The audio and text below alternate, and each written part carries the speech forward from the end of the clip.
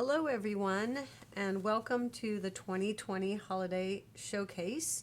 I am Renee Novak, and I am here today to share with you a technique called Northern Lights. So I want to first thank Sally for inviting me here to share this with you, and I hope you enjoy. This technique is used primarily with sponging, and I will have to warn you, it turns out different every single time. So if that's not the technique for you, just be aware. I have tried several different samples, and they've all turned out very uniquely. So let's get started here, and this is the basic technique, and I'll show you it, and then a different version or two, and I will show you some samples at the end. So you want to start with a piece of Whisper white cardstock. And the idea behind this technique is for it to be very brilliant and bright colors. And so I am using the Daffodil Delight, Granny Apple Green, Rich Razzleberry, Pacific Point, and Night of Navy. The Night of Navy is what's going to make it look like nighttime, and so we use that at the end. I'm going to start out with the Daffodil Delight, and I am going to use a sponge dauber. Normally I use sponges, and I will for the rest of the colors, but for the Daffodil Delight, we kind of want it to be very brilliant and bright. So I'm going to start out, and you want to get a little bit of color, but you don't want it to have that, dauber look to it. So I'm just going to, with a medium pressure, just put on some color. And again, this is Daffodil Delight. And this kind of will turn different colors if you blend it with other things. So you might, want to be aware of that and put a splash of yellow throughout your card. I watched quite a few different videos on this. A lot of people have different ways to do this, and I kind of like the diagonal technique. Some people did it in circular motions, but I kind of like the diagonal look. And so as you see, I'm not really going all the way across the paper because I'm wanting to blend some other colors.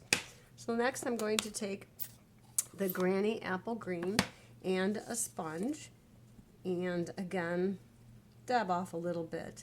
I'm kind of pinching it, and I do put on, this is the old tab punch, if you have that, or if you want to just put a binder clip or something on your piece of sponge to keep your fingers out of the ink. I cut my sponges in more than one piece, as you can see, because it's easier for me to work with a smaller sponge. So you just want to get some color, and I'm laying it down next to the yellow, kind of on top and around, and there is no rhyme of reason to this. Like I said, this technique definitely turns out different every single time that I've done it. And I will show you my many different samples at the end of this video, so you'll see what I'm talking about. But for now, I'm just going to put some pretty medium to heavy pressure because I want that dark green to kind of come through. And it will get muted as we apply the other colors to it. So you can always go back and add more color. I don't really like to do that because it kind of muddies up, and this is already a muddied up kind of technique and as it is. So next I'm going to take the Rich Razzleberry, and I am going to put some of that alongside of my green. And as you can see, it's turning that different colors, and it's blending right on the sides there. So depending on what your color preference is, you may want a lot of the Rich Razzleberry, you may want it very, very dark, or depends on what kind of scene you're going for. Again, this technique turns out so different, and for a while it just kind of looks like a hot mess, but as we get the blending, it takes on a whole nother look. So again, just kind of burnish it down, kind of try to blend those colors in between. Okay, I think that's enough of the Rich Razzleberry. Let's move on to Pacific Point. I really like this blue for this technique because it's bright and it And it really shows up pretty. As you can see now, that is kind of showing a little sky through there. And we're just going to go on all these little white spaces, and in between some of these two, I'm taking the Pacific point to kind of blend the other colors together. And it really does turn out pretty. I was amazed when I was doing this technique how once you add the stamped images, how much different it really looks. I'm doing the entire piece for the demonstration, but on my samples you'll see that I had left the bottom part, some of them white for snow, some of them a dark black for more of a mountainy look. I think I even did one in green for a grassy look. So again, you can kind of just do it however you want. There's no rhyme or reason. Some people did diagonals all over, and some people did circular, and I tended to like this. Was easier for my visual perspective to go diagonal. This now I'm bringing in the Night of Navy, and the Night of Navy is what's going to make it really look like a sky. And you want this to be dark, and so you really want to lay down that color. Unless you don't want a dark sky, then you know you can go as much or as little.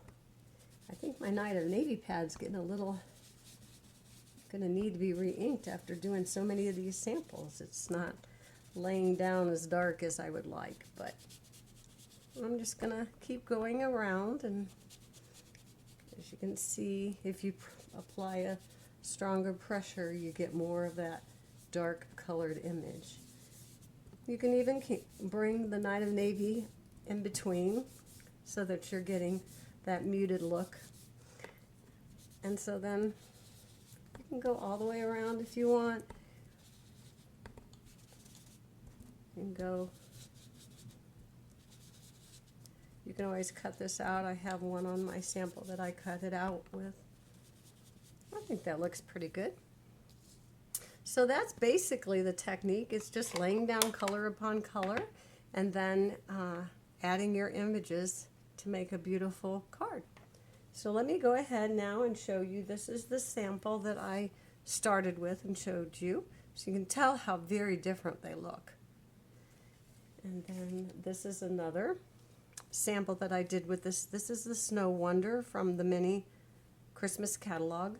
And as you can see, I put dotted white. I used a gel pen. We used to sell the gel pen. I kind of missed that.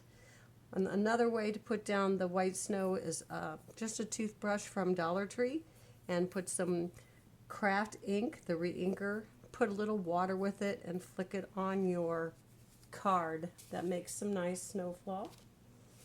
This is another version, and this one was done with a circular, laying down circular and then going over it with the Night of Navy. And this one was sort of circular as well, but you can tell that that darkness down here really adds to it, and when you stamp the image, it really pulls it all together. So I have a couple more samples. This one is using the trees from Rooted in Nature. And this is a retired set, but I had to make some sympathy cards, so I just cut out one of my samples and used it as the accent piece. Again, this is more of the diagonal with the colors, and these trees I think are from, I think it's Waterfront, the Waterfront stamp set. Yes.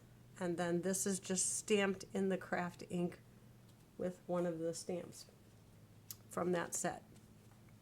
Here's another one with the green trees, and this one's a little more bright, so it really does depend on what kind of sky you want. This is the Winter Woods set. So I hope that you enjoyed this technique.